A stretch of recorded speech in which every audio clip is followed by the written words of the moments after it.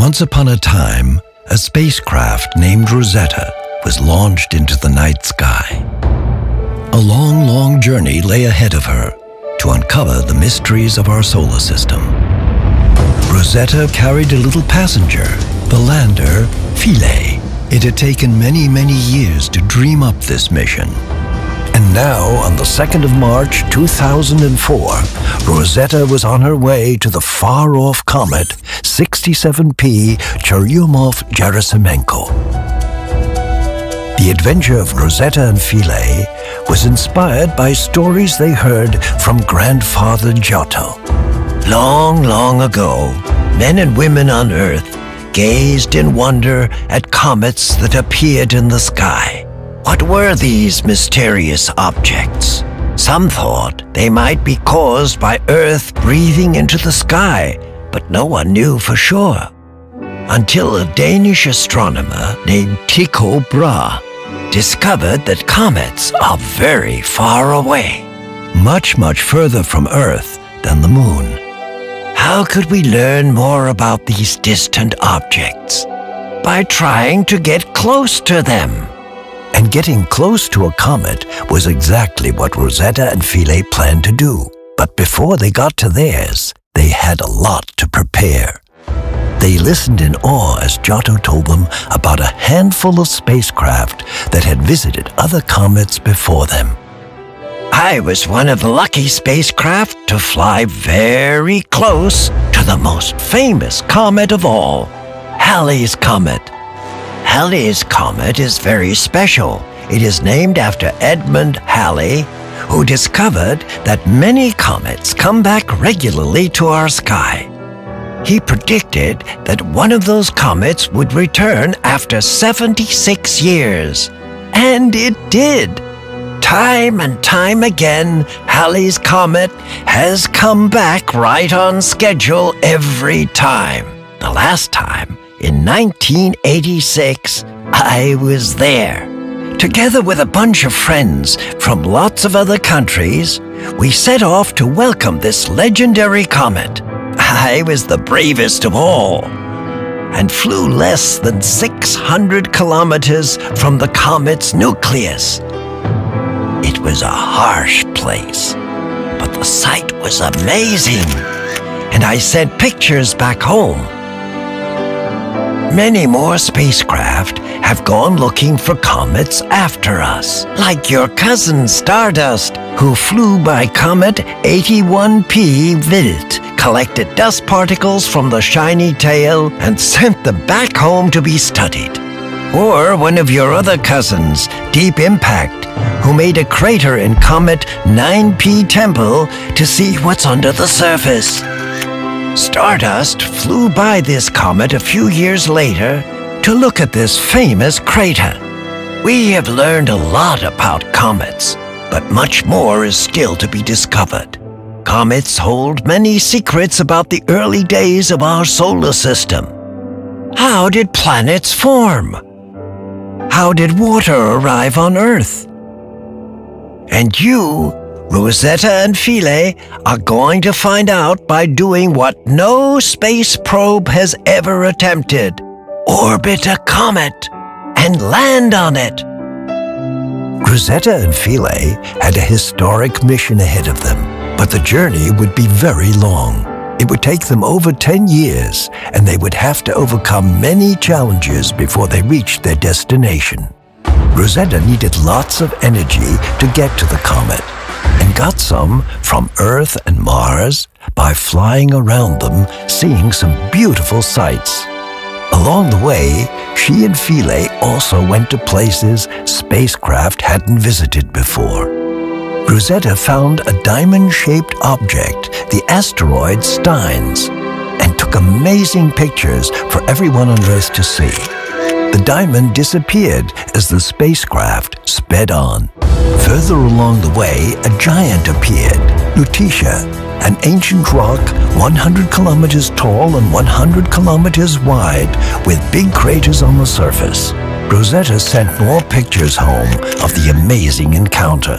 This was still only the beginning of the adventure. But far from the energy of the sun, Rosetta was very tired and needed to rest. Still traveling through space, she and Philae fell into a deep sleep, a sleep lasting for 2 years, 7 months, and 12 days. Then on the 20th of January, 2014, with the help of everyone on Earth shouting, "Wake up, Rosetta!" she opened her eyes and let everyone back home know she was okay. There was much celebration, and Rosetta's team quickly set to work, checking her health after the long slumber. There was still a long way to travel to reach the comet, but Rosetta had plenty to do. There was no time to lose. All of the experiments that were packed on board had to be woken up, along with the lander, Philae. There was still some way to travel before they reached the comet, and Philae in particular was impatient to arrive. "Rosetta, are we there yet? Are we there yet?" When they got to the comet, they would find out all about its surface and about the dust and gas around it. And the scientists back home would fit all these pieces together like a jigsaw puzzle to learn about how comets work. Are we there yet? But it would still take them a few months before they'd reach Comet 67P Churyumov-Gerasimenko.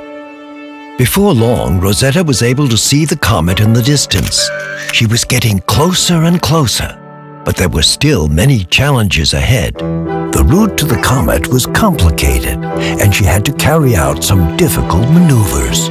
She had to change her speed to match the comet's, otherwise she would fly past. One false move and she might not make it. There were 10 maneuvers to complete, but Rosetta was determined. As she checked them off one by one, the comet got closer and closer. It was the most wonderful sight that Rosetta had ever seen. There was only a little way to go now, but she knew that once she got there, there would be no time for rest. She and Philae had the most important jobs of their entire lives ahead of them.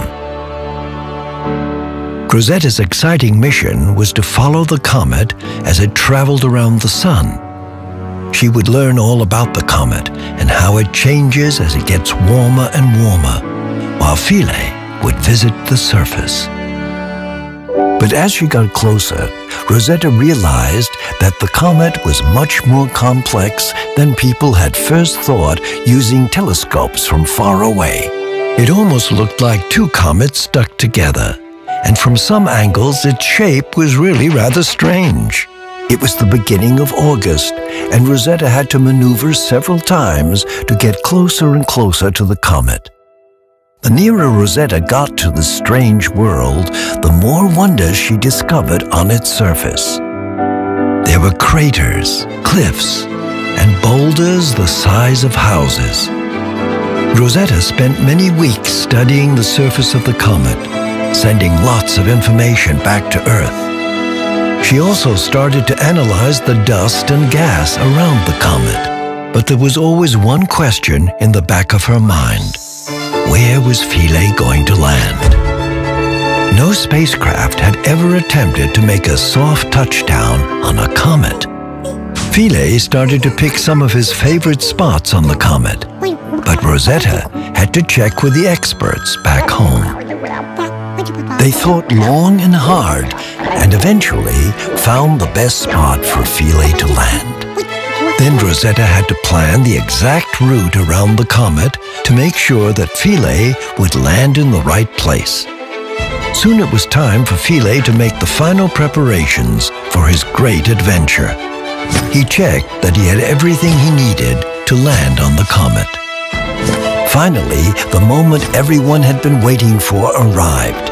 As the world held its breath on the 12th of November 2014, Rosetta moved into the exact position needed to make sure Philae would reach the landing site. Philae and Rosetta were sad to be going their separate ways, but excited at the same time because this was what they had been waiting to do. Philae was away. It would take 7 hours to reach the surface, but Philae wanted to get started on his measurements right away. He could soon see the surface in incredible detail, and the moment he had been dreaming of had finally arrived. He had reached the surface of the comet.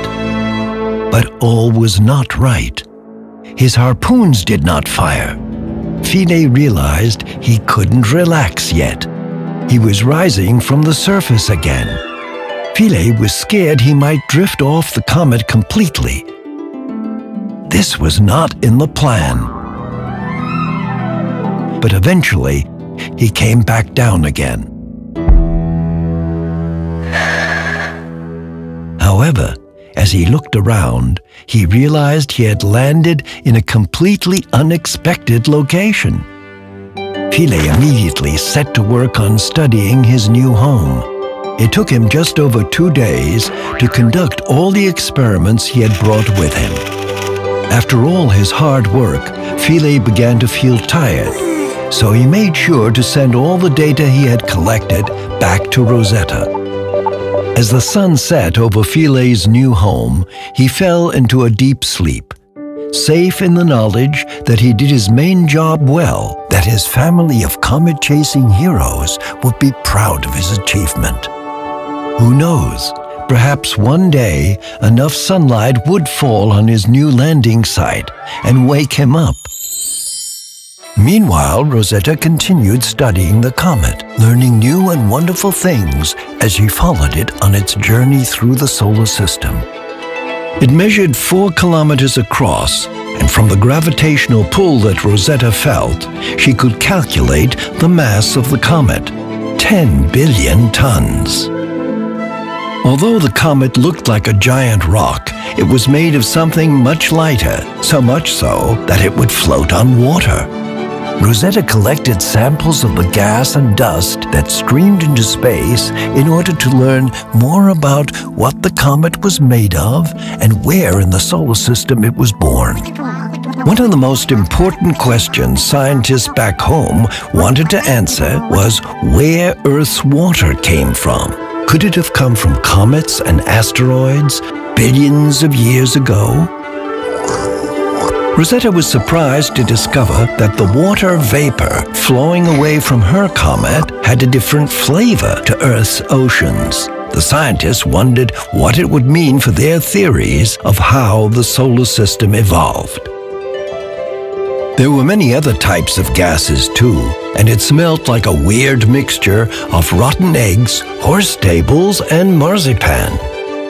Rosetta also collected thousands and thousands of dust grains, small and large. Some of them seemed very fluffy, like the head of a dandelion. As the days and weeks passed, the comet looked more and more spectacular. Rosetta flew closer to get a better look, but there she found herself surrounded by a lot of dust. Although it wasn't as dangerous as when Grandfather Giotto flew past Comet Halley at high speed many years ago, Rosetta still became disoriented and almost lost her way, so decided to continue her work from a safer distance. Rosetta began to see the surface of the comet changing as they got nearer to the sun. She saw jets of dust coming out of pits and patches of ice being revealed. Even though the comet was becoming more active, it was still quite cold on the surface. Rosetta measured temperatures around -100 degrees Celsius, and it was even colder underneath. Thinking about the cold, she worried about Philae, who had been asleep for several months. She didn't even know exactly where he had finally landed, and wondered whether there was enough sunlight there to recharge his batteries. Then, one Saturday in June 2015, she received a phone call. It was Philae. He was awake. She quickly told everyone on Earth.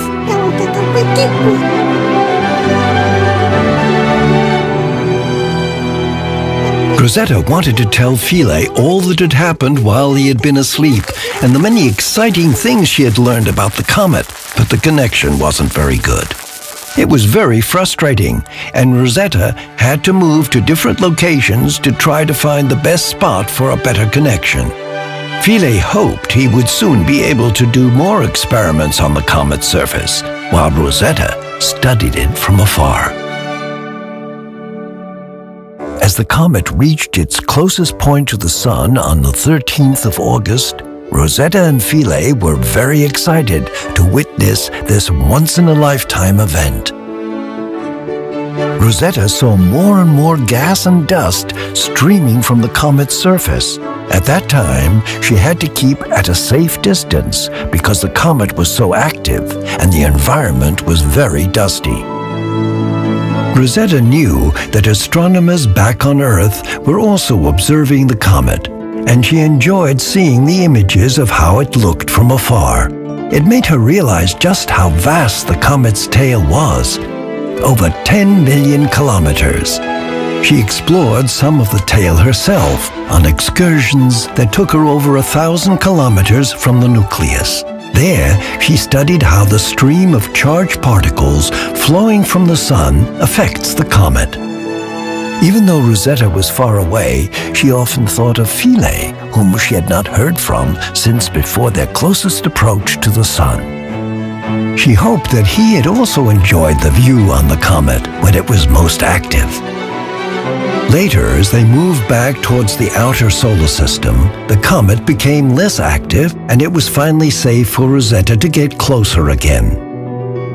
Whenever she flew over Philae's home, she listened out for any signals from him. She wanted to tell him about the amazing discoveries that the scientists back home had made using the data he had collected down on the comet. They had found the surface to be much harder than expected, and that the comet contained many ingredients, including some complex molecules that could be the building blocks of life as we know it on Earth. Even though Rosetta could not see or hear Philae, she tried to make contact with him just in case he was listening. But unfortunately, they could not seem to get connected. Perhaps Philae had fallen back into a deep sleep, or maybe his radio was broken, but she was still very proud of him. After all, he had accomplished so many of his important tasks on the comet, and he was understandably tired. Rosetta, too, had made many exciting discoveries. She found patches of water ice on the surface of the comet and witnessed how the ice, heated by sunlight during the day, turned into gas and escaped into space, while new ice formed again every night. Besides water, Rosetta found many other molecules as she studied the atmosphere of the comet, including lots of oxygen. Scientists were very surprised to find so much. They thought that most of the oxygen would have reacted with other atoms, but perhaps it had been locked into the ice when the comet formed 4.6 billion years ago. The scientists were excited by what this discovery could tell them about the history of the solar system. By looking carefully at pictures taken by Rosetta, they also figured out how the comet got its curious shape. It likely happened when two smaller comets slowly crashed into each other billions of years ago. The scientists had also long wondered how the comet looks like from the inside. To find out, they studied the radio beams that Rosetta and Philae had sent to one another through the comet. They also measured how the signals that Rosetta sent back to Earth changed as the comet's gravity gently tugged on her while she flew around it. These experiments showed that the comet had no caverns under the surface larger than 100 meters. In fact, it was made up of a mix of loosely packed dust and ice grains on the inside. The comet was fluffy under its hard crust.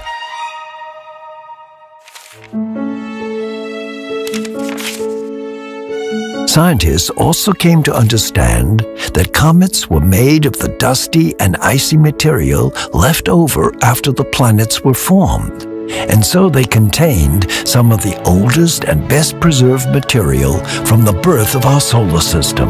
Rosetta had made even more remarkable discoveries. She found ingredients that were crucial for the origin of life on Earth. Perhaps comets had helped seed the Earth with these important ingredients when our planet was still very young. Scientists would definitely be busy analyzing Rosetta's findings for decades. Her mission had been a huge success. After a long search, she had even managed to find the strange place where Philae had ended up, fast asleep in a dark corner of the comet. But now, once again far from the sun, Rosetta was not generating very much power, and soon would not have enough to carry out her investigations. She could go back to sleep, but instead decided to undertake one last ambitious challenge. She was going to follow in Philae's footsteps and land on the comet. Rosetta was tired after 12.5 years traveling through space, but she was very excited about her last tasks. She would finally see up close some of the amazing sights she'd been observing from a distance for the past 2 years. And she'd get to sample the comet's gases closer than she had ever dared to go before. It would not be easy, but the experts back home had everything figured out and the date was set. Rosetta would be targeting a really interesting place on the head of the comet. She wasn't going to be able to talk to Earth ever again once she was on the comet's surface. After all, she was never designed to land. So she would have to send back her last images and data as quickly as possible before saying her final goodbyes. Even though her incredible journey was nearly complete, she knew that just like the other comet explorers that had gone before her, the legacy of her amazing mission would live on forever. She felt lucky to have had so many friends and hoped they would still think about her and Philae from time to time.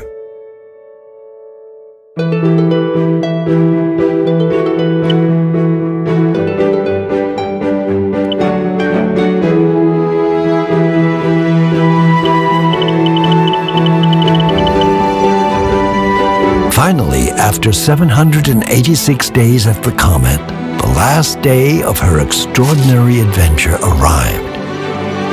On the 30th of September, 2016, Rosetta started her descent to the surface of the comet.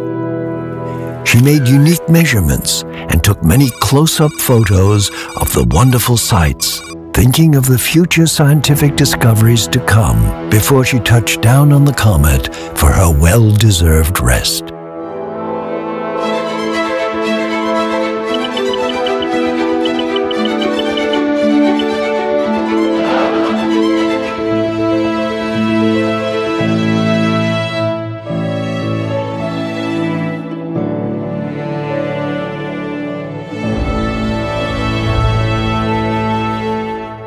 So ends the amazing adventure of our two extraordinary explorers, Rosetta and Philae, at Comet 67P. Farewell, dear friends.